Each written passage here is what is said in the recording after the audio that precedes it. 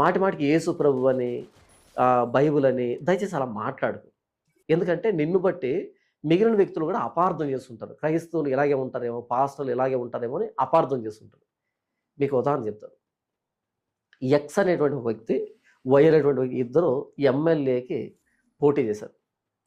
అయితే వై అనే వ్యక్తి అంట రాత్రి మొదలు కష్టపడి పోస్టర్లు అంటించి, పాంప్లెట్ పంచి, ఇంటింటికి వెళ్ళి, ఏంటేంటో సేవలు చేసి, రకరకాల వాటి మీద ప్రశ్నించి, ప్రసంగాలు చేసి మొత్తానికి కష్టపడ్డాడు. విపరీతమైన క్యాన్వాసింగ్ చేశాడు.